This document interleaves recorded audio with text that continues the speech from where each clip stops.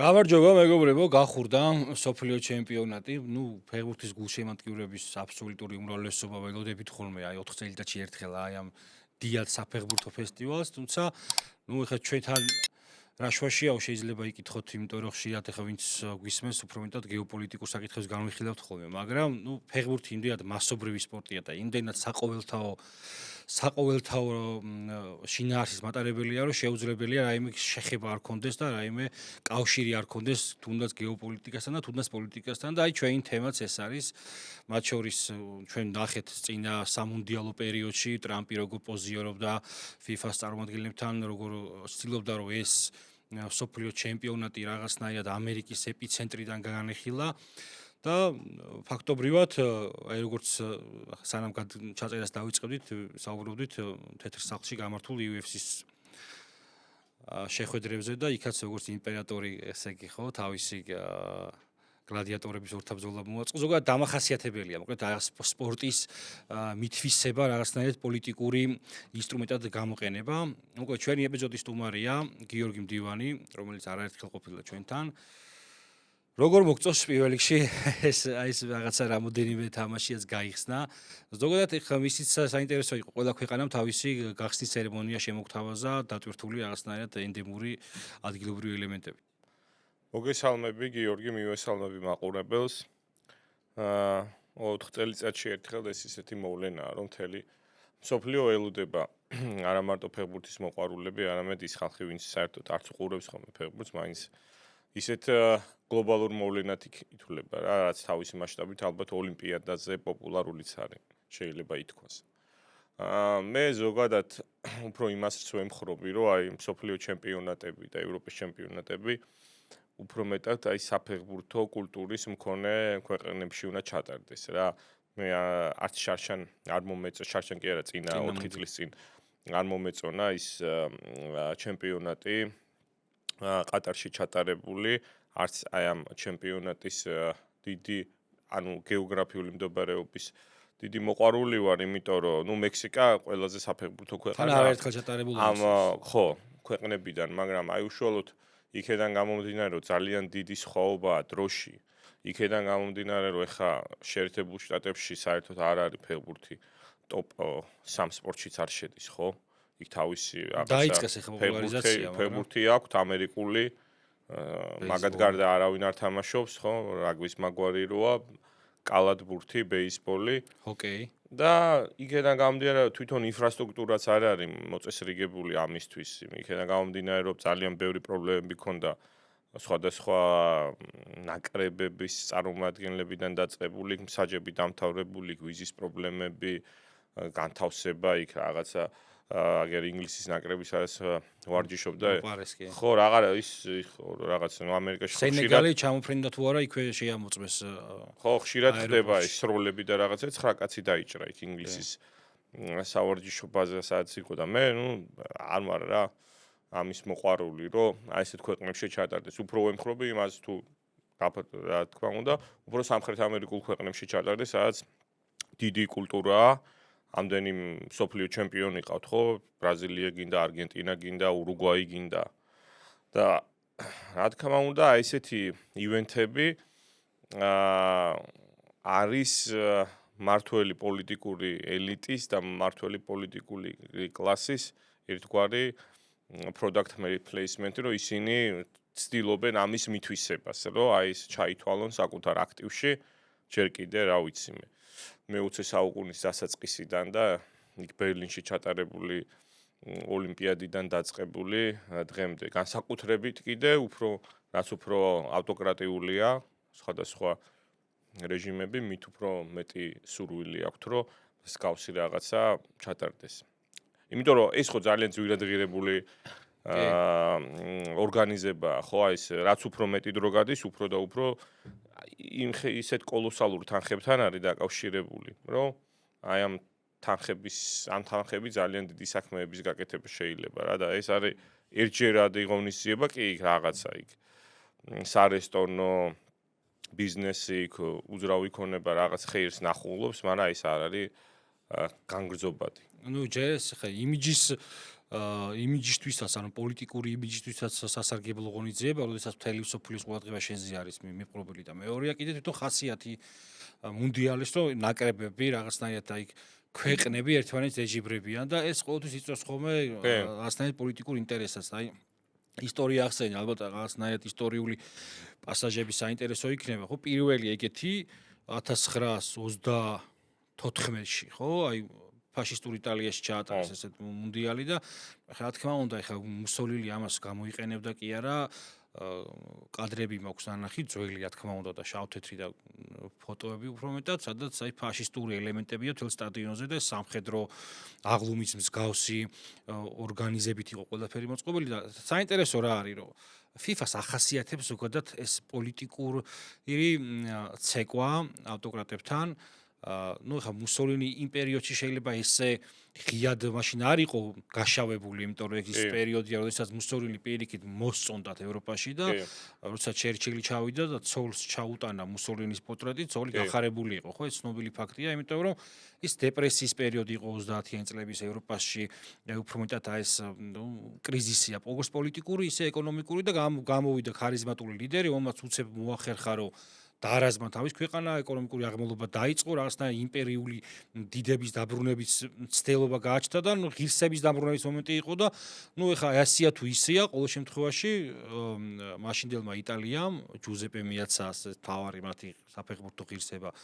ხო, იგივე სან-სირო სტადიონი, ხო, ჯუზეპე მიაცა და ინტერი მაგას ეძახის. კი, მაგის სახელობისა, ჯუზეპე მიაცას მთავრობით 34-შიც მოიგეს და 38-შიც მოიგეს და 38-ში კიდე რა იყო საინტერესო პოლიტიკური ამბავია მანდაც რა. სანამ ესე იგი ნაცისტური ნაკრები გამოვიდოდა მუნდიალზე, მაქამდე რამოდენიმე თვით ადრე შეერთეს ავსტრია. და ფეხბურთელები ბუნდეს ნაკრება წაიყვანა თავისთან რა. რამოდენიმე მოარი თქვა, მაგრამ იმას რაბედი ეწია კიდე ცალკე ამბავია. მაგრამ დიდი ნაწილი ავსტრია FIFA-მ ეს ჩვეულებრივად დაუშვა. FIFA-მ კი არა, მთელი მსოფლიომ დაუშვა, სანამ პოლონეთს არ დაარტყა, ხო? და იქ მე რაღაცა პოლიტიკური ინტერესთა კვეთა არ იყო, მაქამდე არ დაიწყოს მეორე მსოფლიო ომი და ესეც FIFA-სთვის მისაღები იყო ეს ამბავი და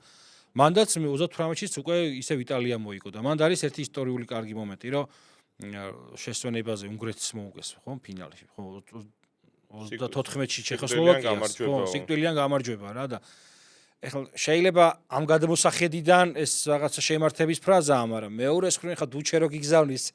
შენი ქვეყნის რაღაცნაირად რომელმაც გაასუფთავა პოლიტიკური ველი, შეიძლება მართლაც ესე ყოფილიყო ან სიკვდილიან გამარჯვება და იყენებს რა რეჟიმი ამ მუნდიალს და ეს ისტორიაში კიდე ბევრი მაგალითი 78 წელი პასარელა და ის არა ქვია არგენტინის დიქტატორი ვიდელა ხავიერი. ხო, ეს რომ მოიგო ესე ფინალი არგენტინამ ჩავიდა და თასი წაართვა, რომ ყველას დაინახა, თან ხუნტა მართავდა არგენტინას და იმ პერიოდში 30000 კაცი მისი მმართველობის პერიოდში ესე ამბობენ, ეხლა დასავლური პრესაში მაქსიმალურად დაშავებდა მას, რა თქმა უნდა, მაგრამ ეხლა საიდან მოტანილი თლად არ არის, ხო, ეგ ციფრები 30000 კაცი გაქრა და ბინძურომს ეძახიან საკუთარი მოსახლეობის წინააღმდეგ და ამ ფინალი როგორც კი მოიგო არგენტინამ, ჩავიდა ეს ვიდელა და წაართვა სოფლიო ჩემპიონატის თასი, ფოტოები გადაღებული იყო, რომ რეჟიმს მისი პოლიტიკური სისტემის უპირატესობა მოკლედ მთელ სოფლიოში დაინახებინა და ეს არის რა პოლიტიკასთვის, პოლიტიკა და ფეხბურთი ჩვენ გვინდა რომ არ იყოს, მაგრამ ყოველ შემთხვევაში ეგრეა რა, იმიტომ რომ მუნდიალია და ყველაზე დიდი ღონისძიება. მე თუ მკითხავ ოლიმპიადაზეც დიდი, იმიტომ რომ უფრო მეტად მასობრივია ფეხბურთი რა. ხა მე არ ვიცი ოლიმპიური სპორტები ისეთია, ცხოვრებაში ნანახი არ მაქვს ზოგი, რომ არ ჩავთავ რა. დიდი პატივისცემის მიუხედავად მაინც, მაგრამ ფეხბურთი არის აი ეს საყოველთაო და დღესაც ჩვენ ამას ვხედავთ. იგივე ყატარი რო ახსენე, ხო, ყატარში თემა იყო, რომ მუშები ქრებოდნენ და მაგაზე ხო მთელი ამბავი იყო, რატო ის ქალი რო დაიჭირეს, ევა კაილი, ევროპარლამენტის ვიცე-პრეზიდენტი, ანუ რობერტა მეცოლას მოადგილე. ეს ქალი და კიდე ეს იყო ყველაზე მაღალჩინოსანი და კიდე რამდენიმე ევროპარლამენტარი, ერთი იტალიელი და ერთი ორი კიდე გარეული იყვნენ ამ ყატარგეიტის საქმეში. პირდაპირ, ესე იგი ყატარელებისგან იღებდნენ დიდი რაოდენობით ფულს, რათა ესთან ამ კომისიის შემსწავლელი იყო ეს ქალბატონი ევა კაილი. ბერძენი პოლიტიკოსი და ფულს იღებდნენ დიდი რაოდენობით და საჩუქრებს, რომ ყალბი ანგარიშები გაეკეთებინათ და წაეკითხათ და მოხსენებები წაეკითხათ ყატარის თაობაზე, იმიტომ რომ იქ ხო მუშათა და აი მშენებლობაზე დასაქმებული ადამიანების პირობები არათუ დამაკმაყოფილებები, ხალხი ხრებოდა, კვდებოდა პანტაპუნტით და არავინ ამაზე პასუხს არ იგებდა. ესენი იყვნენ ძირითადად ბანგლადეშელი მიგრანტები, ინდოელები და ესეთი რა ადგილობრივები არა, რა თქმა უნდა და ყველა თვალს ხუჭავდა, იმიტომ რომ ისეთ უსწრაფეს დროში აშენებდნენ და ისეთ თან ხო ისეთი ის და მთელი პიარი იყო რა მაგარი სტადიონებია და რა მაგარი სტადიონებია და ანუ რა გამოდის რომ ეხა ეს ამბავი გაირკვა ის ევაკაილის იმის ევროპარლამენტის თორე იქ რა თქმა უნდა ჩვენ შეგვიძლია ვივარაუდოთ რომ FIFA-ც ამაში ჩართულია და იქ იღებდნენ ან თუნდაც გავიხსენოთ იგივე რუსეთში ხო ჩაატარეს კაც მსოფლიო ჩემპიონატი 2018-ში რუსეთი ჩვენთვის უფრო იყო მაშინ ჩვენი ტკივილები და არა 2018-ში რა უკვე ყირიმის ანექსია მომხდარი იყო ყირიმის ანექსია მომხდარი იყო და ჩვეულებრივად ჩატარდა მსოფლიო ჩემპიონატი ის თვითფრინავი მალაიზიური ჩამოვარდნელი იყო ნუ იდეაში ყველა ძრა დაწყებული იყო გეოპოლიტიკური რასაც თანაბედრო ახალი მსოფლიო წესრიგის ფორმირებას ვეძახით და ნუ მაინც ჩატარდა კი არა ჩვენ ვნახეთ პირველი პირები როგორ პოზიორებდნენ შემდეგ რუსულ სტადიონებზე და ნუ ხა სხვათა შორის ესეთი მუნდიალებიდან ყველაზე კარგი მაინც 2006 წლის იყო რა ჩემთვის გერმანიის სადაც ყველაზე ნაკლები პოლიტიზირებული იყო და თან საფეხბურთო ქვეყანა და ნუ შედეგი შეიძლება ხა ვიღაცას არ მოეწონა და ხოლმე მაგრამ ყველაფერი იყო მზად ამისთვის რომ ფეხბურთი ზეიმი მოხდარიყო და აი ბევრ სოფლიოს რა ხა ჩამოთვალეთ დაძდევდა სხვათა შორის 1970-იან 70-ში რომ მოიგო ბრაზილია მანდაც იყო მომენტი რომ ნუ არ ვიცი ამდენად მართალია მაგრამ ამობენ რომ ბრაზილიის დიქტატორი ესე იგი პელეს აიძულებდა რომ ნუ რაღაცნაირად არ უნდოდა მას გაიგივება მაგრამ საბოლოო ჯამში ათამაშაო ნუ ახლა ათამაშა პელეს 70-ში თამაშობდა პელე კი 70-ში მოიგო პელე მესამედ მოიგო პელემ სოფლიო და მექსიკაში ჩატარდა მაშინ და ნუ მაშინაც იყო ეს პოლიტიკური ზეწოლა იგივე 78-ში იყო მე სულ მეგონა სხვათა შორის რომ 78 წელს როდესაც არგენტინა მოუგო წეგრაც ვახსენე რომ ვიდელა ჩავიდა და პასარელას თასი წართვა მეთქი მაშინ გამოტოვა მსოფლიო ჩემპიონი კრუიფმა და მთელი ამბები იყო ნუ მე ესე ვისწავლე რა ბავშვი მაშინ რა ყმაწვილი კაცობაში რომ აი კრუიფაო იმის გამო რომ ესე იგი არგენტინაში დიქტატურაში ტარდებოდა ხუნტის მმართველობის ქვეშ მსოფლიო ჩემპიონატი არ წავიდა მსოფლიოზეო და მე ვნახე რაღაცა გადაცემაში იძახის რომ დამაყაჩაღესო ცოლზე და ბავშვებზე ის იყო რაღაც იარაღი დაადესო და ამან ისე იმოქმედაო ჩემზე რომ მე არ წავედიო რა და თურმე მე მეგონა რომ ესე იგი კრუიფი რაღაც დემოკრატიული ღირებულებების იმაშვებოდა აფასებდა მაგრამ სხვათა შორის ბევრმა გაამწყურა იმიტომ რომ ფინალში წააგო არგენტინასთან ჰოლანდიამ ნიდერლანდები უბრალოდ და ბევრი ამბობს რომ კრუიფი რო ყოფილიყო ესე არ მოხდებოდა და დღეს გუნდი რომელიც ავით მეოთხე ფინალი წააგო თუ რაღაცა მარტო 2000-იანებში ცნობილი 2010 წლის ფინალი როცა ინიესტას გოლით ესპანეთმა მოიგო, მაშინაც ჰოლანდიამ და მოკლედ დააბობე რომ კრუიფი რო ყოფილიყო და ეს რაღაც შიშები დაეძლია, უეჭვად მოიგებდა ამ 1978 წლის მსოფლიოს. ბევრია მოკლედ ძალიან საინტერესო იყო კიდე ერთი პასაჟი რაღაცებს ვკითხულობდი ხა ამ თემაზე და პირველიო მულტი კულტურული მსოფლიო ჩემპიონატი არის 98 წლის, როცა მოიგო ხო საფრანგეთმა ვისითო რა ზიდანი ალჟირელი წარმოშობით მე მგონი ანრიც იყო მაგ ფილმში ხო პატარა იყო შეიძლება ითამაშო ნაკრები ხო ტრეზეგე იყო კიდე ბევრი ისეთი ფეხბურთელი ხო რომელიც არ იყვნენ ფრანგული წარმოშობის ხო დეშამი კი იყო ხომ არა დღევანდელ საფრანგეთს რო შევადაროთ ხო მაშინ ბევრად მეტი ფრანგი იყო კი ბევრად მეტი ემანუელ პეტი და ბარტეზი ემანუელ პეტი გოლის გაიტანა ეხა საფრანგეთის ნაკრებში ეთნიკური ფრანგი მე მგონი არ არის გრიზმანი მეგონა ფრანგი პორტუგალიურ ბასკია წარმოშობა ლუკას ფერნანდესი ხე რა ხო რა თქმა უნდა ნაზე ეთყობა გვარზე ვან არის ლორისიც ნუ ლორი ხა ლორის წაუყვანია მაგრამ ხო იდეაში ეგ არის არ არის მენიუ არის კარებში და ფაქტიურად აი ისეთი რა 2018 წელს ფრანგი არ ყავთ 18 წელსაც ბევრი ამბობდა მიმები გავრცელდა როცა მოიგეს 4-2 ხორვატიასთან ფინალში რომ აფრიკის გაერთიანებულმა კონტინენტმა არა ჩვენ ახლა არაფერს თავი იმათი ის არის როგორ ახდენენ თვით იდენტიფიცირებას მაგრამ მე მგონი რიგითი ფრანგის გადმოსახედიდან, ხო, აი რაღაცა იქ. აი რაგბში არ არის მას, სხვათა შორის. რაგბში არ არის. არ არის. რაგბში ხარ როცა უყურებ ხოლმე, და კიდე მე ადრე შემხვდა, ბოდიში რომ გაწყვეტინებ, ერთი მიმი შემხვდა ინტერნეტში. ესე იგი გერმანიის ნაკრები ფეხბურთში, კაცების ნაკრები და ზევით არის გერმანიის ნაკრები ფეხბურთში, ქალების ნაკრები და ძალიან დიდი კონტრასტია. ანუ კაცების ნაკრები ვიცით, იქაც ხო ძალიან ბევრია ეთნიკური ხო გერმანელია და ქალების ნაკრებში სუ გოგონები არიან, სუ გერმანელი გოგონები არიან. და სიმაღლეზე აკათროლავდა და შესაბამისად გენეტიკა საჭიროებს ესე რომ თქვა და აი გერმანიის ნაკრებშიც 14-ში მოიგეს მუნდიალი და სხვათა შორის მესუტ იოზილს აქვს ნათქვამი ესეთი რაღაცა, როდესაც ვიგებდიო, გერმანელი ვიყავიო და როცა წავაგე თურქს მეძახოდნენ და მე დაიწერა სტატიები ბევრი რომ აი მერკელის ეს მულტიკულტურალიზმი ჩამოიშალაო ამითი და რაღაც ჩხუბზეც იყო მე საუბარი რომ თუ იჩხუბეს ფეხბურთელება ერთმანეთში და მაგრამ იყო ეხა გერმანიის ნაკრებში ხედირა ბუატენგი და ასე და ძმები ბუატენგები ერთი იყო გერმანელი ხო ერთი იგერი არ არის ერთი ვილიამსი კი იქ თამაშობს ესპანეთში და ვილიამსის ძმა ინიაკი თამაშობს განაში თუ სად ну აი ალალი ძმა თანის ხო არ არის ალალი ძმა და როგორ შეიძლება რა მისი გული ესპანეთს ეკუთვნის ნიკო ვილიამსის ხო და არის ეს ამბებიც ეს მულტიკულტურალიზმიც შეგვიძლია მივიჩნიოთ როგორც აი ამ თანამედროვე გეოპოლიტიკის გამოვლინებად ფეხბურთში ხე გვინდა არ გვინდა ევროკავშირმა კანონი მიიღო რომ ვინც მიგრაციას არ დაეთანხმება ხო სასწავლო კანონებს მოშვებიან ხა კანონები ინიცირება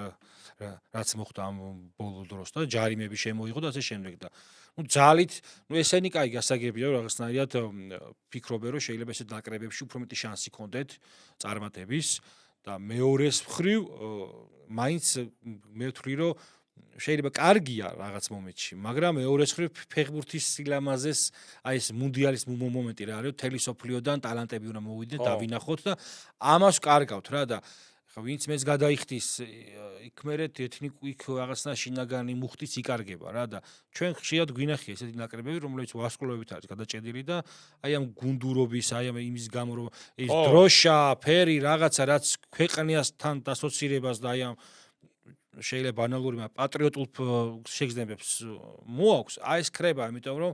ხა განელი ვარ თუ ფრანგი მნიშვნელობა არ აქვს თავარია იქ მე გოლი შევაგდო და იქ მე პირადი ბონუსები როგორ იქნება და მის პირადი ცნობადობა ეს мотиваციაა წინ მოდის ფეხბურთში ეს თლად კარგი არ არის რა ამის თქმა მინდა რა ვიცი ხა მეორეს მხრივ ლათინო ამერიკაში რო უყურებთ იქ კიდე უფრო მეტად არის წამოსული ეროვნულობა შენარჩუნებულია და იმედი მაქვს რომ არგენტინის ნაკრებში მაგალითად ვერ ნახავ შენ ვერც ერთ შავკანიანს აი არგენტინის ნაკრები რო აიღო მაგაზე წერდნენ მერე გაგიჟებული ლიბერალები აი ბოლოს რო გახდა მსოფლიო ჩემპიონი არგენტინა კი მაგრამ რა არისო რატო არ ყავთო როცა მოსახლეობაში ყავსო ხო როცა მოსახლეობაში ყავთო რატო არ არისო ეხლა ჩვენ რო ავიღოთ რომ არავინ არასწორად რო არ გაგვიგოს ეხლა აი მარტივი რაღაცა ავიღოთ რა მაგალითად აი საფრანგეთს ხო შევეხეთ აი საფრანგეთის მოსახლეობაში რო ავიღოთ წილი პროპორციულად რამდენია თეთრკანიანების რამდენი შავკანიანების წილი შავკანების წილი აი საფრანგეთის მოქალაქე რასაც ვი არ მგონია რომ 20%-ზე მეტი იყოს ანუ 30 ხო არ ჯერჯერობით არ მგონია ნაკრებში და ნაკრებში არის ხო არაპროპორციულად ამას ვამბობთ თორემ იმას კი არა რომ რაღაც შავკანები აი ეს რატო ხდება იმ ალბათ იმიტომ რომ ესე იგი ფეხბურთი აი ამ გეტოებში და ღარიბულ უბნებში ცხოვრები არაფრანგებისთვის არის გადარჩენის ერთ-ერთი საშუალება რა. ფეხბურთი ხო ყველაზე მაინც დემოკრატიული სპორტია. ეხა ეგეთი ის არ არის არც შოქბურთში, არც კალათბურთში. ფეხბურთი ყველაზე დემოკრატიული სპორტია, სადაც ნებისმიერ მოწინააღმდეგის წინააღმდეგ გაქვს შანსი. ეს ბავშვებიც კიდე ადრეული ასაკიდან რომ გამოდიან, იქაც იგივე ბრაზილიელები ფაველაში ამათი გადარჩენის ერთ-ერთი საშუალება არის ფეხბურთი და ის რომ რაღაცა დაიწყონ თამაში. ბევრს ქონია ეგეთი ისტორიები რომ აი ჩემი მშობლები ჩამოვიყვანო და მაგიტო თამაშობდა ასე შენ ყველას ისტორია გინდა დემბელე, ეხა გინდა მბაპე, გინდა ეს ვარსკვლავები. ყველა ესენი არიან ღარიბული ფენიდან წამოსულები. და აი ეს უკვე თვითკმაყოფილებაში, განცხრომაში მცხოვრები ფრანგები თუ სხვა ევროპელები უკვე სხვა რაღაცეებით არიან დაკავებული, შვილები აღარ შეყავთ არც ფეხბურთზე, უფრო რაღაცა ელიტარულ თამაშობენ გოლფს მაგალითად. და იმიტომაც არის, რომ საფრანგეთის ნაკრებში ეთნიკური ფრანგი აღარ არის. აღარ აინტერესებთ რა ეს არც ფეხბურთი, არც რაგბი, არც რაღაც ესეთი სპორტის სახეობები. ალბათ ეგ არის ჩემი აზრით მიზეზი. მე ამაზე ადრეც ვისაუბრია ხოლმე შეიძლება ესეც ჩავთვალოთ ერთ-ერთ მიზეზად, იმიტომ რომ მაგრამ მეორე მხარე კიდე რა არის, რომ დიდია მოთხოვნა ბაზრის პოლიტიკას ხო არსებობს რა. აი დიდია მოთხოვნა რაღაცნაირად სტიგმატიზირებული აი ამ აფრიკული წარმომავლობის ფეხბურთელებზე ფიზიკური ჯანმრთელობის და ბევრი რაღაცების გამო რა. ეხლა ჩვენ ვისაუბრია იმაზეც, რომ მეგობრების წრეებში და ასე შემდეგ, აი ხვიჩა რო ქართველია და მაგიტო დასჭირდა 10-ჯერ მეტად თავის პრეზენტირება, ვიდრე შეიძლებოდა ინგლისელი ყოფილიყო. ხო, ამ ბრაზილიელი და ეს ფეხბურთის პოლიტიკაც, მარკეტინგული პოლიტიკაც ყველა ხელსაყრელად უყურებს ამ აფრიკულ ბაზარს და ეს მომენტიც არის და მუდმივად ცდილობენ რომ რაღაცნაირად შეავსონ იქიდან რა. ხო, იმიტომ რომ ფეხბურთი გახდა ეხლა ძალიან ათლეტური რა. როგორც არის 20 წლის წინ. ჩვენ მე შეიძლება ესე არ მახსოვს, მაგრამ რო უყურებ ხოლმე, აი შენ სოკრატისის თამაში გინახია და ამ დროს რო ჩავრთავ, ხა ფიქრობ რომ ეს აქ დროს რო იყოს, ამას ვინ აცდის ამდენის კეთებას, ხო? მაგრამ მეორე მხრივ მართალია ეს ხალხი ის რომანტიზმი იყო იმ ფეხბურთში შედარებით, იმიტომ რომ რაღაცა ტაქტიკაზე მეტად უფრო იმპროვიზაცია, ესთეტიკა, ყველაფერი და დღეს იმდენად რო სქემები და თუ ამ პოზიციას არ შეავსებს ზონას და აი იმიტომ გიждდება ხუჩაზე მთელი მსოფლიო და იმიტომ შეაყვარა ესე თავი ყველას, რომ აი ეს ესთეტიკა დააბრუნა რა. იმის გარდა ხუჩა ჩვეულებრივი ფეხბურთელი. ხო, აი ეს დავიწყებული და მივიწყებული ესთეტიკა დააბრუნა და ის დააბრუნა, რის გამოც ყველას გვიყვარს ფეხბურთი. ზოგადად არა მარტო ხუჩაზე, ნეიმარზე ხო იყო საუბარი, რომ ოღონდ მიიღოს მონაწილეობა და უკანასკნელი ცეკვა დაარქვეს ხო კრისტიანო, მესი, ნეიმარი და რატო? იმიტომ რომ ყველა ხვდება რომ შეიძლება ნეიმარმა დაცვას არ ჩამოირბინოს და არ დაეხმაროს, მაგრამ ხალხს ურჩევნია სოფლიოს ბრაზილიამ წააგოს სოფლიო ჩემპიონატი. ან ისე ვერ გამოვიდეს, ანუ ურჩევნია წაგებული ბრაზილია ნახოს, ვიდრე მოგებული პრაგმატული ბრაზილია რა, ნეიმარის გარეშე და ფეხბურთში ეს არის, ეს ესთეტიკის, ანუ იმიტომ შინაარსი არის სახალხო ფეხბურთისა და ცდილობს მაინც პოლიტიკა რომ თავის ინსტრუმენტად გამოიყენოს, იქნება ეს მარკეტინგული ბიზნესები თუ იქნება ეს ყატარის მიერ ჩასხმული მილიონები რო მილიარდები რო რაღაცნაირად ჯერ ყატარის იმიჯი წამოეწია და ამერიკი და იმის უკან რა გარიგებებიც იყო, შენ კარგად ისაუბრე რა. იგივე რუსეთი თუნდაც და რა ვიცი ხო კიდე ხა ამერიკის შეერთებულ შტატებში და კანადაში კანადას საიდან მონახეს ეგეც არ ვიცი. რა, კანადას ჩაატარონ, ალბათ ატარებენ ჰოკეიში მსოფლიო ჩემპიონატს და რაღაცა. ქვეყანა და გასაგებია და ალბათ რაღაცაში, მაგრამ აი ფეხბურთი და რა ვიცი, კანადა. სწორი იქნება ჰოკეიში ჩაატარო კანადაში, მაგრამ ეხლა ირანის ნაკრებმა საკმაოდ ჯერ დაიწერა ის ამბები, რომ ამ დაძაბულობის გამო ჯერ არ ჩავიდოდით, მე მარტო მექსიკაში. მე არის რომ ირანს უწევს ეხლა მექსიკაშიც თამაში და ამერიკაშიც, აი რაღაცა წვალდება ამ ამბავში და იყო ესეთი საუბარი, რომ დროშებიო, რომელიც ის შახის დროშაა ძველი ლომი და ანუ იმ დროშებზე ქონდათ ატრიბუტიკაზე, რომ არ შეატანინოთო, მაგრამ თამაშზე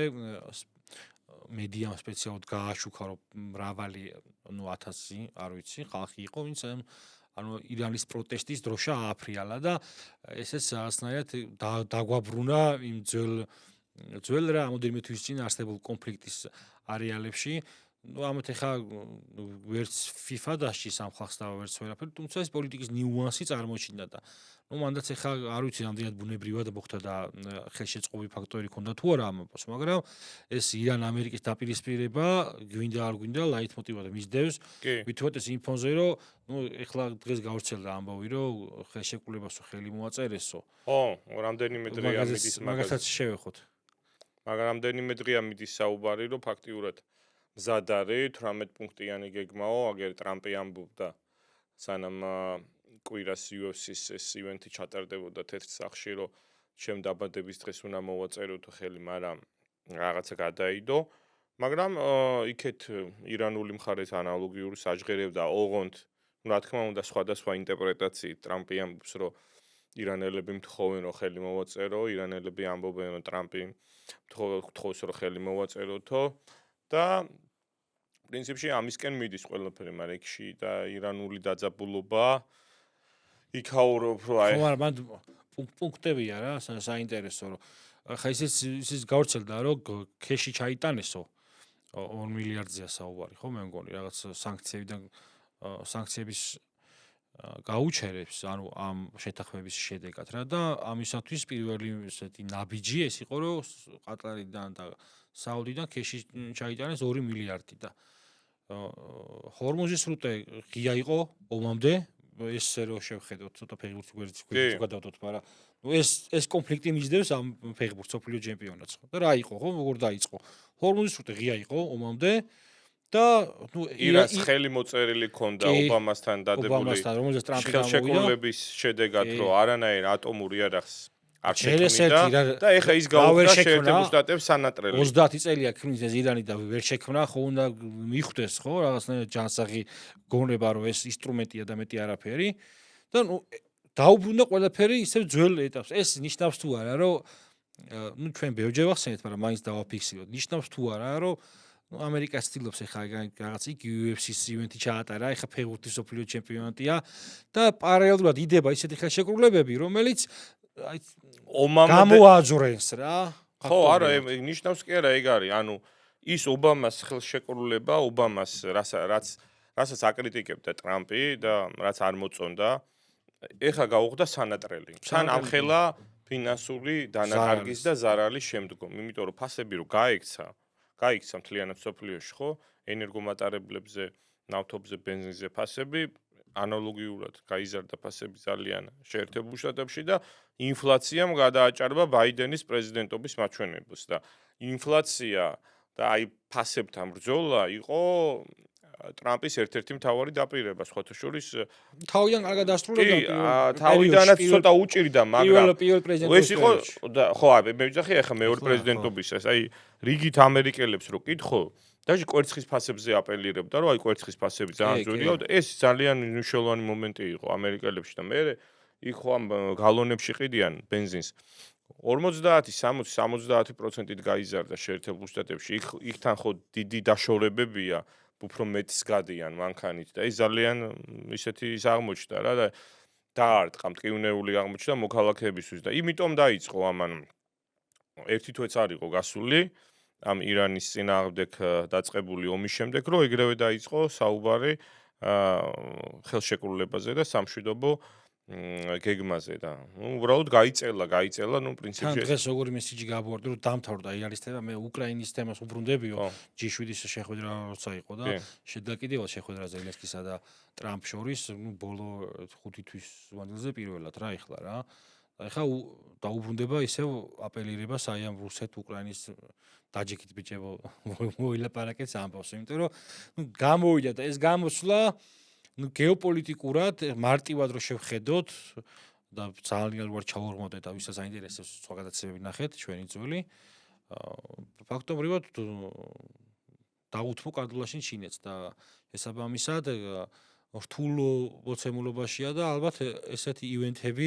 როგორც იყო ეს UFC და მუნდიალი იმიჯურად თუ დააკორექტირებს რომ ასნაირად ყურადღება გადავიდეს რა ამ პოლიტიკური სცენიდან რა იმიტომ რომ ფაქტობრივად ეხლა რა ვიცი კაცმა დაიწყო ომი რაღაცას მიზნით და ომამდელ ვითარებას რომ დაუბრუნდეს ამისათვის სანქციას უხსნის ირანს ანუ ომამდე არსებული შეერთებული შტატების პოზიციები ახლო აღმოსავლეთში ბევრად უფრო ძლიერი იყო თან იმის გათვალისწინებით რომ უკვე ახლო აღმოსავლეთში იქ ნავთობ ინდუსტრიების სახელმწიფოებში ამერიკული უსაფრთხოების გარანტიები აღარ არსებობს დუბაი დაიბობა და შეიხს მოუწია ჩასვლა რო ხო ძალიან დიდი დარტყმა შეერთებულმა შტატებმა და დღეს შეხვდა სხვა შორის გაერთიანებული საამიროების შეიხს ანუ იქამდე თუ ამერიკული ბაზები იყო რაღაც უსაფრთხოების გარანტია ახლო აღმოსავლეთში სხვა ქვეყნებისთვის ეხლა არის პირიქით სამიზნე და ტვირთი და რაღაცა კონფლიქტის წყარო და ისრაელთანაც დაეძაბა სხვათა შორის რომ ბოლო ლიბანის ეს ლიბანი ალბათ ის იყო გეგმა B ნეთანიახუსი რომ ის თუ არა ამას ბოლომდე გავწმინდაო რა შეიძლება გეგმა A-ც იყო ეს ფაქტობრივად იქით ირანში ირანი ამერიკის ეპიცენტრი იქნებოდა ის ფრონტი და ალბათ შეეცებოდა და ამის გამოც დაეძაბა რომ ბოლო-ბოლო გაჩერდი, იმიტომ რომ მე აქ ვეღარ ვიბრუნებ პოზიციებს რა და ხა იგივე ახლო აღმოსავლეთშიც გინდა არ გინდა არსებობს გეოპოლიტიკური ინტერესები, მაგრამ თლად ისე რომ ყველაფერი ისრაელს და ესენი დავჩაგროთ, ეს უკვე შიდა ლეგიტიმაციის ამბებია ნავთობ ინდუსტრიის მქონე სახელმწიფოებისათვის და ანუ იმათი გულისმოსაგებადაც საჭირო იყო რომ ისრაელთან რაღაცა კონფლიქტი წაეთამაშა ასე თუ ისე და ნუ მისხო კარგად ბატონმა ტრამპმა. ესეც იყო რა. აი ამ ბოლო კვირაში. ეს უკრაინის ამბავზე შემოტრიალება არ ვიცი ხა აქ ძველ თამაშს დაატრიალებს თუ არა, მაგრამ ალბათ ისევ მაგაზე წავა საუბარი, რომ აბა მოლაპარაკების ახალი რაუნდი სადმე ყატარში ალბათ შეახოდრებს რა. მაგრამ ნუ ეხა იქაც ხო გააჟღერეს რაღაცა მოთხოვნები რუსულმა და უკრაინულმა მხარემ, ნუ უკრაინელებმა ევროპელებთან ერთად ისეთი მოთხოვნები გააჟღერეს, რომ დიპლომატიაში მაგას not starter-ი ქვია, ანუ ვერ დაიწყებ ხელშეკრულების მოლაპარაკებას, ანუ რეპარაციებიო, არსებული ხაზის გაყინვა. ხო, არც უნდა. და კიდე რა იყო და სამშვიდობო ჩვენი მისიებიო, ევროპული მისიებიო, ანუ არც რეპარაციებს დათანხმდება რუსეთი და მით უმეტეს რეპარაცია ზოგადად, რა ვიცი მე, რაც ვიცი აქამდე, კი, რეპარაცია გადაუხდია გერმანელებს ახტევინეს პირველი მსოფლიო ომის მერე და თავისი ნებით არავის არ ხო, გადაუხდია. ანუ რეპარაციას იხდის წაგებული, ძალიან ცუდ მდგომარეობაში მყოფი და სუსტ მდგომარეობაში მყოფი დაჩოქებული ქვეყანა და რუსეთი ჯერჯერობით არ არის ეგეთი ამონებენ და ამოგაგ აიძულებენ, ხო, აიძულებენ და ხო და ნუ ეხლა თავისი ნებით რეპარაციას არავინ არ იხდის და მით უმეტეს როცა არ აგებს, ხო შეიძლება ვერ იგებს ბოლომდე, მაგრამ წაგებულიც არ ქვია ეხლა რუსეთის სტატუს-კვოს. და აქედან გამომდინარე ევროპელებს არ უნდათ ამ ომის დამთავრება და მართლა ეს თავისი გადაიარაღება რო დაიწყეს, ეხლა თან ეს დრონების წარმოება უკრაინელებთან ერთად უკვე რაღაცა ძალიან ბევრ სხვადასხვა ქარხნებს ქმნიან. თვითონ ევროპულ ტერიტორიაზე და ევროპულ ურანზე იყო კიდე საუბარი, რომ ბრიტანეთი მიაწვდის უკრაინას. ხო, ეს ახლა არ დაიმალება ალბათ ეს გამოჟონავს და ამას რამდენად ხო, გავცადდა ცნობები და ანუ ეს ცოტა სახიფათო თამაშია. იმიტომ რომ მათი მთავარი მიზანიც ეს არის, ხა იწევენ ამ ომში ეპიცენტრში რუსეთს. შეჯიბრი ხდება გარკვეულწილად და გახანგრძლივების ყველა ინსტრუმენტს გამოიყენებს მარტივი გეოპოლიტიკური ცეცხლთან თამაში არის ნამდვილად. ერთი რაღაცა უნდა გავითვალისწინოთ, მან წამზომი ჩართულია უკვე და როგორც კი საფრანგეთში ეხა ერთ წელიწადშია საპრეზიდენტო არჩევნები, არც კი ხო? გაიმარჯვებს ბარდელა დიდი ალბათობით, ანუ ოპოზიციონერი ეროვნული ფრონტის ერთ-ერთი ლიდერი ფრანგი, რომელიც პირდაპირ აი ამ ბრიუსელს უპირისპირდება, ანუ როგორც ლეპენი რა, ლეპენის პროტეჟეა, ლეპენი ჩახსნეს უბრალოდ მოგონი ლიბერალდებით და ეს როგორც კი გახდება პრეზიდენტი თუ რაღაც სასწაული არ შეიძლება კარგი იყო რომ ჩახსნეს კიდევაც, იმიტომ რომ ბარდელას რაღაცნაირად არა, იქამდე ამასაც მაღალი რეიტინგი ქონდა ლეპენს და როგორც კი ბარდელა გახდება პრეზიდენტი, იქ უკვე საფრანგეთი უმთავრესია, ხო, გერმანიასთან ერთად უკვე ევროკავშირში. ნუ იქ გერმანიაში კიდე ცალკე თემა AfD იმარჯვებს, მაგრამ იქ საპარლამენტო არჩევნები ცოტა შემდეგ არის 2 წელი ნახევარია. იქამდე დარჩენილი და აი საფრანგეთი მას შეიძლება game changer-ის როლი შეასრულოს, იმიტომ რომ ამან თუ დაიწყო პირდაპირ თუ უარი თქვა უკრაინისთვის სამხედრო აღარ არის საუბარი, რომ საფრანგეთმა დაუშვათ ნატოს წევრობაზე თქვას უარი და რაღაცა რაც მსგავსი განცხადებები ადრესის გაუკეთებია ლეპენს. ელემენტარულად უკრაინის სამხედრო და გამოსული არის და მე დასაჯეს დეგოლის დროს.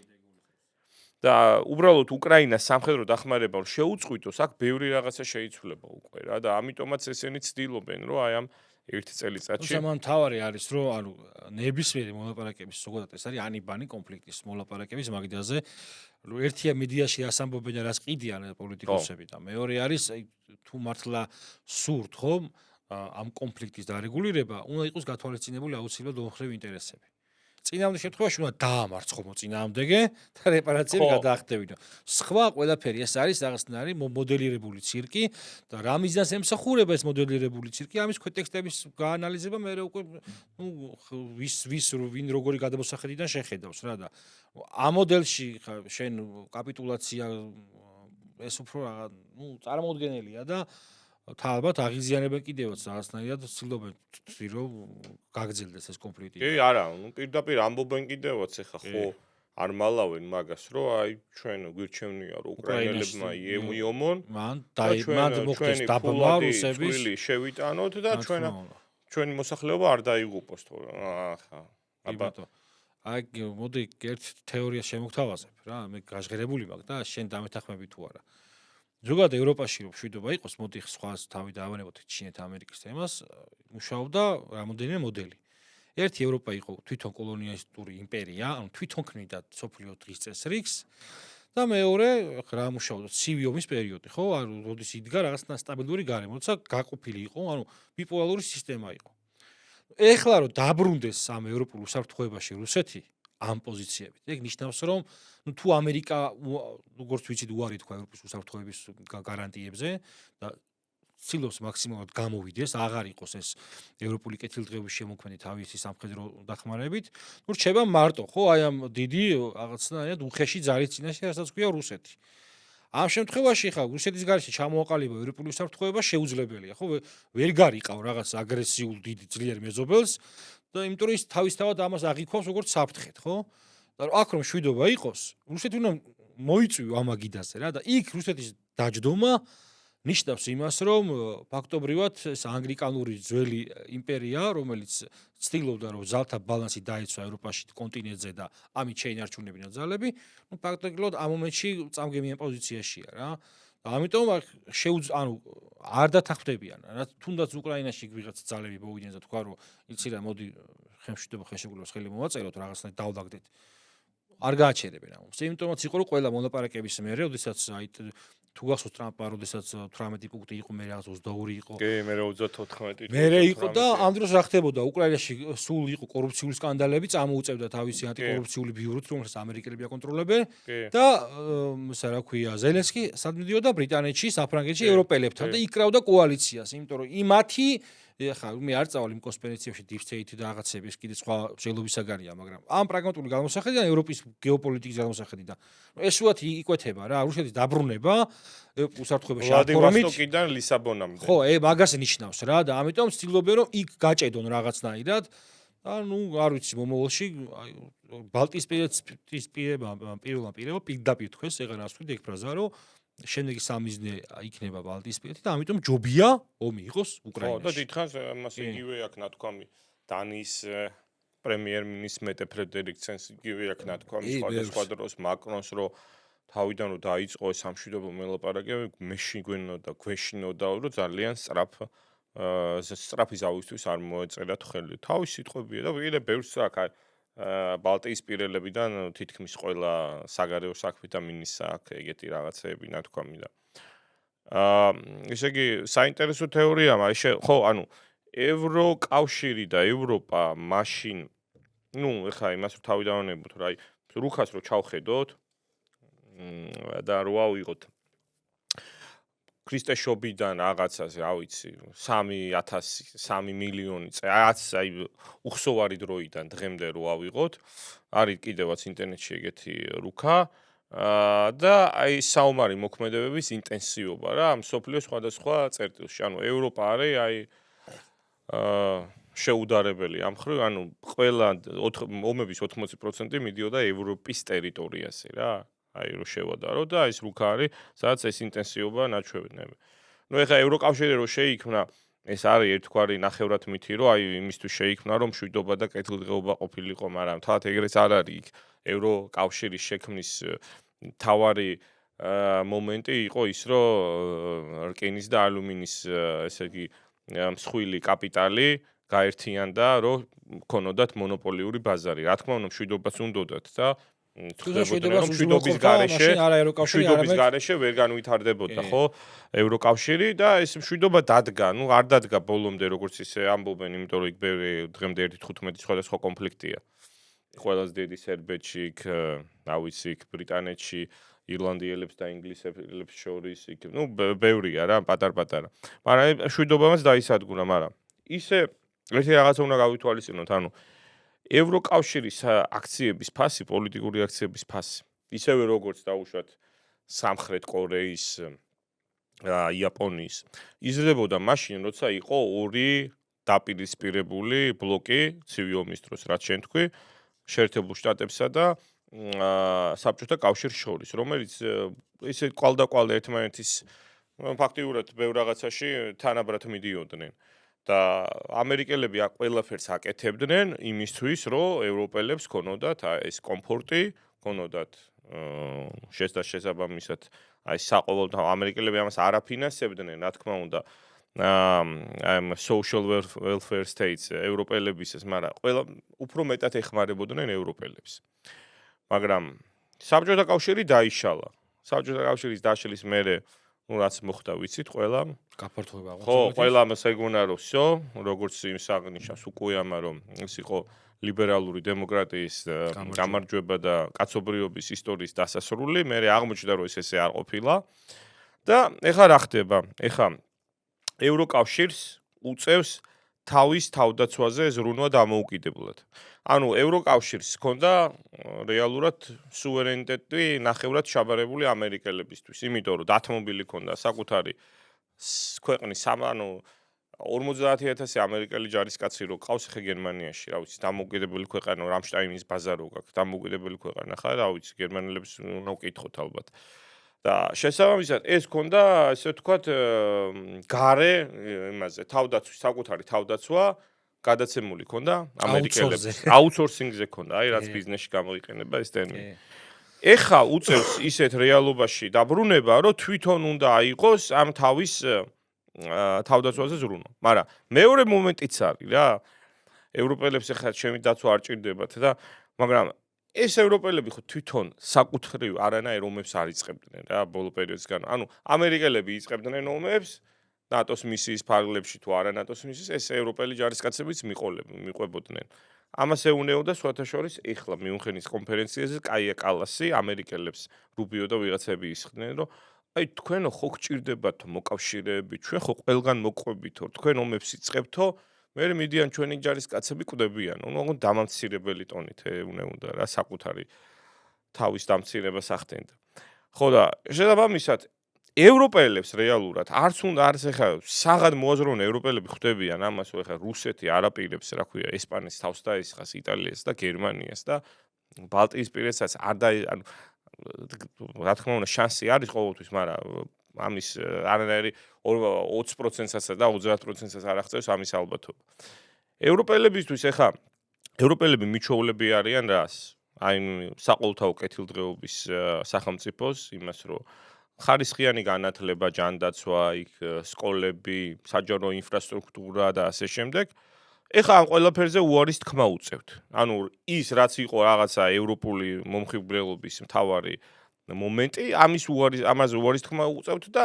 იმის დაწყება უწევთ, რომ რაღაცა გადაიარაღებაზე და მილიტარიზაციაზე იწყებენ. რაც გამოვლილი აქვს და ძალიან ცუდად მთავრდებოდა და ძალიან ცუდი შედეგები. იქ მე ძალიან რთულია გააჩინო რაღაცა, როდესაც სამხედროები იღებენ თავიანთ ხელში პროცესებს, იქ ძალიან რთულია გააჩერო. მეორე მსოფლიო ომის წინარე ქრონიკების რამოდენიმეჯერ მაქვს გადაკითხული და ესეთი მომოლოდინი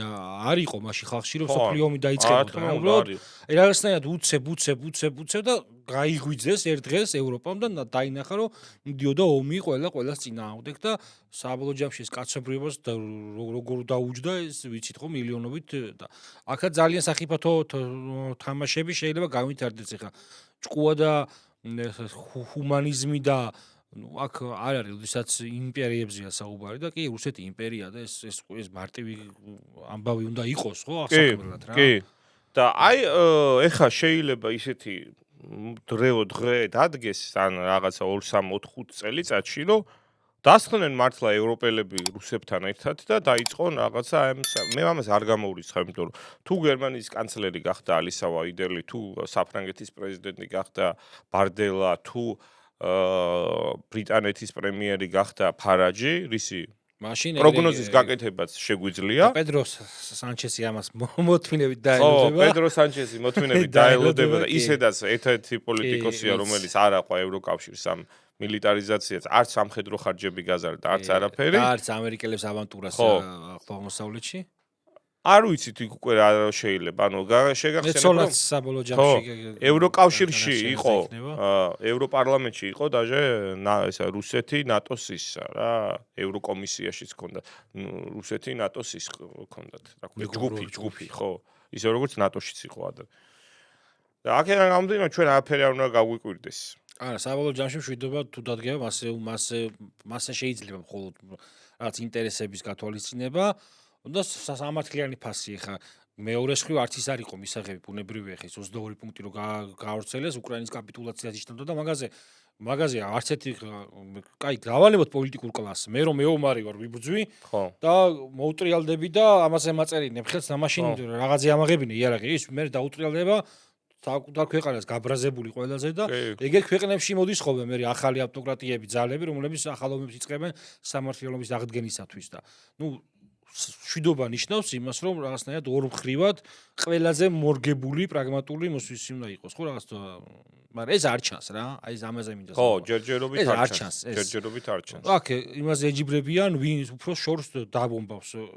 უკრაინა იმას რა ქვია მოსკოვს თუ მოსკოვი კიევს რა და ამ მოცემულობაში შენ ძალიან რთულია ისაუბრო რომ პრაგმატულად რომ აი მოხდება თუ დღეს და ხვალ ჩემი აზრით შეუძლებელია იქ რაღაცნაირად შვიდობის ირანში უფრო ჩანდა იმიტომ რომ ირანში არ ჩანდა ამერიკის გამარჯვების გზა კონვენციური ომი არ იყო რა არ ჩანდა ეს და აქ ცოტა რთულია ამ ამბის პოზიტიური დასრულისკენ წაყვანა რა ვიცი დაუბრუნდეთ მოდი ისე ფეხბურთს და თან დავემშვიდობოთ კიდევაც მაყურებელს ასია თუ ისეა ეს მუნდიალი დაიწყო და ერთი კითხვა მაქვს ეს 48 გუნდი ამდენად მისაღებია შენთვის ერთის ხრივ ემხრობი მაგ იდეას რომ საყოველთაო ფეხბურთი და კურუსაო ხო მაგრამ მეორეს ხრივ ანუ არასამართლიანია იმიტომ რომ ეხა დაუშვათ ბევრი ევროპული ნაკრები რომელიც ვერ მოხვდა ამ ჩემპიონატზე ეხა კურასაოსაც ჯობია და ბევრს კიდე რა კაბოვერდესაც და ესეთ ნაკრებსაც ჯობია. და შესაბამისად, აი ეს ცოტა არასამართლიანობის მომენტი არის. მაგრამ მეორეს ხრივ, ნუ ყველაფერს აკეთებს FIFA-ც და UEFA-ც, რომ მოხდეს ფეხბურთის უფრო მეტი კომერციალიზაცია. იგივე UEFA-მაც შეცვალა, ეხლა ჩემპიონთა ლიგას ხო ბევრად მეტი. მაგრამ ეს თან არის არასამართლიანობის განცდა რატომ მიჩენს იცი რომ აი ეს ფეხბურთელები ვინც უფრო ნაკლებ თამაშობდნენ და უფრო სუსტი ნაკრებების წინააღმდეგ ეხა აქ შეიძლება სიტყვაზე ვიღაცა მაგალითად რა მბაპემ კურასაოს გაუტანო 7 გოლი და სოფლიო რაღაცა იმის ისტორიაში უცე კიდე რამდენი გოლი ჭირდება 7 და 15 გოლი იქნება საუკეთესო ბომბარდირი ხო და ეს არ არის სამართლიანი ეხა მაშინ როცა სხვა დაძაბულობის ხარისხი იყო და და მაშინ სხვა ფორმატი იყო და ის გუნდები ვინც გადიოდნენ მაშინ ფონტეინმა რო გაიტანა 13 გოლი მაშინ ჩემპიონატზე ფრანგმა ის გუნდები რომელიც მომაწილი 20 გუნდი ის იყო საუკეთესო ის იყო აი სოფლიოში ყველაზე მაგარი გუნდები და კიდე ერთი მომენტი რასაც ვისურვებდი და რაც არც ამ სოფლიო ჩემპიონატზე არ არის და საერთოდ არ არის რა ბოლო 10-15 წელი ეს არის აი ისეთი უფრო სახალხო ფეხბურთელები რომელსაც მეტი პასუხისგებლობის აღება შეუძლია უფრო პოლიტიკური განცხადებების გაკეთება აი სოკრატესი ახსენე შეეღარ მაგალითად და სოკრატესი იყო ერთ-ერთი აი თვალსაჩინო მაგალითი ამისა როგორ ახდენდა სხვადასხვა ჩაგრულებზე საუბარს იქნებოდა ეს სამხრეთ აფრიკაში კორინთიასის დემოკრატია ესეთი კორინთიასის დემოკრატია ცნობილი არის ეგ ბრაზილიაში სადაც ყველა არა მარტო ფეხბურთელი, არამედ ადმინისტრაციის წევრი უშუალოდ გადაწყვეტილების მიღების პროცესში იყო ჩართული. ჰორიზონტალური მმართველობა იყო დემოკრატია და თვითონ ესეც ძალიან ისეთი სერიოზული მარქსისტი იყო და გრამშის ციტირებდა და ნუ ისეთი ძალიან აი ესეთი ფეხბურთელები სამწუხაროდ აღარ არიან, ხო, ინტელექტუალი ფეხბურთელები რა. რომლებიც ფიქრობენ რომ იცი რა კარგია ფეხებში რო უნარები გვაქვს, მაგრამ მისი თავი ბევრად უფრო მნიშვნელოვანია. იმიტომ რომ როგორც შენ თქვი გადაცემის დასაწყისში მასობრივია და ის ხალხი ვინც ამბობს რომ ფეხბურთი არის ისევ როგორც ნებისმიერი სპორტის სახეობა პოლიტიკის ნაწილი. მე არ ვიძახი იმას რომ აუცილებლად ყველა სპორტსმენს უნდა მოთხოვო რაღაც პოლიტიკური განცხადებების გაკეთება, არა, მას არ ვიძახი, აი ხანდახან რომ იმაშვებიან საბალენკას რომ იმაშვებიან, რომ აი რატო არ აკეთე. შეიძლება ვერ ერკვევა და, მაგრამ ზოგადად ვარსკვლავი როცა ხარ და თუ შეგიძლია ეგ როგორც სოკრატესის შემთხვევაში იყო, ხო, ძალიან კარგია რომ როცა საუბრობ ამაზე, იმიტომ რომ რა გინდა, ეხა ფეხბურთი არის ყველაზე მასიური სპორტის სახეობა. უკვე ძალიან კომერციული და ანუ აი ეს engagement-ი ხო, აი ეს გავრცელების არეალი ძალიან დიდი და ფაქტიურად იმიტომაც ხდება აი ამ პოლიტიკოსების მიერ ამის მითვისების მცდელობები, რომ აი ხა როცა ამდენი რაღაც შეუულია, უბრალოდ გამოვიდნენ და თქვან რომ არა ომს მაგალითად. ხო, აი არც იმას უჭერთ ხარს, არც ამას უჭერთ ხარს. თქვან ელემენტარულად, აი ვინც არის. თუმცა ხშირად ხომ ეს მესიჯები, რომლებიც ფეხბურთელების სახელით ესე იგი ვრცელდება, არის უფრო რაღაცა ისევ ლიბერალური წესრიგის ქვეშ იყო, ესე იგი ფერადი სამკლაურები. ხო, ეს ფერადი სამკლაურები. ხო, ესენი დაჩოქებები, მაგრამ ესენი ნახე, ესენი ფეხბურთელებისგან კი არ მოდიოდა. არა, ეს იყო ორგანიზაცია ავალდებულებდა რა. ვიღაცა უარს თუ ამბობდა, ამას აჯარიმებდნენ. აი Black Lives Matter-ს დაიწყო მოძრაობა, ცოტა მაგის გამო დაჩოქების ცერემონია შემოიღეს და 22 წლის მუნდიალზე არ მახსოვს რომ რაღაცა ნაკრები იყო, არ დაიჩოქა. მე მგონი არგენტინა. იმიტომ რომ მაგას აქ ეგეთი ვაიბები. ხო, 22-ში ყველა ნაკრები დაიჩოქა. ყველა არა, ბევრი დაიჩოქა და ნუ ერთ-ერთი ვინც ესე იგი გრანდი ვინც არ დაიჩოქა, არ მახსოვს ზუსტად, მაგრამ იყო ეს კამპანია რა და ეს კამპანიები არის ხოლმე აი ზემოდან წამოსული ორგანიზაცია და არა ორგანული რა. ხო, არა ქვემოდან წამოსული. და ეხლა ნუ სოკრატესი მართლა რაც ვახსენეთ, ეს კაცი იყო საოცრება, პროფესორი, ექიმის დიპლომი ჰქონდა, პროფესორი იყო, შექმნა არა მხოლოდ ესე იგი კორინთის დემოკრატია, ეს მოდელი ასე ვთქვით, არამედ ტიპი იყო მთელს ბრაზილიაში ამ მემარცხენე იდეოლოგიის მოძრაობის მუშათა კლასის ლიდერი იყო ჩვეულებრივად და ნუ პოლიტიკაშიც კი ცადა ბედი, მაგრამ თუმცა ნუ კიდე სხვა ამბებია ხა ბრაზილიაში კიდე იქ სხვა ფენები არსებობს, რომელიც გავლენას ახდენს პოლიტიკაზე. იგივე მარადონა 86-ში, როდესაც ინგლისი მოუგეს, ესე იგი წინა ღამესოს ფოკლენდის ომის ბიჭებს უყურებდით ხო რა და დაღუპული ხა გასაგებია ვიღაცისთვის შეიძლება ფოკლენდის ომში არ მალვინას კუნძულები. კი, მალვინას კუნძულები. არგენტინელები ეგრე ეძახიან. კი ბატონო, ეგრე ეძახიან. შეიძლება ხე 82-ში ეგ ამათი გაგებით ვიღაცების გაგებით ეს ინგლისი უფრო მართალია ამ კონფლიქტში, მაგრამ ყოველ შემთხვევაში ის არგენტინელი იყო, სული გულით შესაბამისად 82 წლის აი ამ მაშინაც იყო სოფლიო და მაშინ იტალია მოიგო არგენტინას. მაშინ მეგონი მარადონას არც ათამაშის ნორმალურად. ახალგაზრდა იყო. 86-ში იყო თავარი ვარსკვლავი რა. 86-ში კი კაცი. და მოიგო კიდევაზე ღმერთის ხელი და მე ესეთი გოლი გაიტანა დღემდე სოფლიო ჩემპიონატის საუკეთესო გოლი რომელიო ეს გოლი მაგსანია მარადონას გოლი ინგლისთან 86 წლისა. მანდაც როგორი ესტაფეტა იყო, რომ ეს იყო შურიზიება ფოკლენდისათვის რა, მალვინასათვის შურიზიება. ეს ჩანდა მაშინ მეამბუხესური და იმიტომ მოსწონდა ხალხს თორე. იმიტომ კი არა რომ აი გაიტანა 300 მეორე გოლი რეკორდი მოხსნა და ეს რობოტები ცოტა ხანში გამორეს ანდროიდები და დარწმუნებული ვარ ჰალანდი კარგი ფიჭია, მაგრამ ჰალანდზე უფრო მაგრად ერთ გოლს გაიტანენ და აი ეს ადამიანური რაღაცა ეს ვაიბი, ადამიანური მიზიდულობა რაც გააჩნდა ესე დიდ ადამიანს, იგივე სოკრატესი, იგივე მარადონა, ამის დეფიციტია ამ მუნდიალზე და ალბათ შეიძლება მართლა უკანასკნელი ცეკვა, იმიტომ რომ ესეთი ხალხისაც რაღაცა პერსონალური განწყობა მოქონდა თამაშზე, საკმაოდ ცოტაა ამ სოფლიოზე და ხედავთ ისეთ ფეხბურთელებს, აი უფრო მეტად ათლეტები რო არიან და არა ესეთი შენ ვის გულშემატკივრობ და ამით დავამთავროთ. მე ამ მუნდიალზე არგენტინას გულშემატკივრობ ისევე როგორც წინა მუნდიალზე, იმიტომ რომ მესიმ იმდენად მაღალი თამასა დააწესა ყველაფერში, რომ აი პერსონალურად მინდა რომ აი მაქსიმალურად რაც შეუძლია ის გააკეთოს და მესის გამოგულშემატკივარი ხო ზოგადად არგენტინას გულშემატკივარი. არა, ზოგადად სამხრეთ ამერიკული ფეხბურთის გულშემატკივარი ვარ მე მუნდიალებზე და ნუ ბრაზილიას, არგენტინას, მაგრამ ამ შემთხვევაში მესის ფაქტორი არის ჩემთვის გადამწყვეტი რა და სამწუხაროა რომ ამას არ შეუძლია ესეთი კარგი განცხადებების კეთება მეტყოლების და რაღაცეების ისა აქვს, მაგრამ თან ინგლისური არც ის კარგად ესპანური იცის და მაგრამ რაც შეუძლია იმით დავტკბებ. კი. მოკლედ მადლობა. მე გისურვებთ რომ ესე კარგი ესე სამუნდიალო საათები არ გვაქვს, მაგრამ სამუნდიალო თამაშები გქონდეს და ფეხბურთის გულშემატკივრობა მიიღოს სიამოვნება. ეს ისტორიული მოვლენაა, მეგობრებო, ჩვეულებრივი, იმიტომ რომ ჩვენ რამოდენიმე მოვლენები ჩამოვთვალეთ, რომელიც ამ სოფლიო ჩემპიონატების თამდევი იყო და ეპოქის გამოძახილია ყველა მუნდიალი.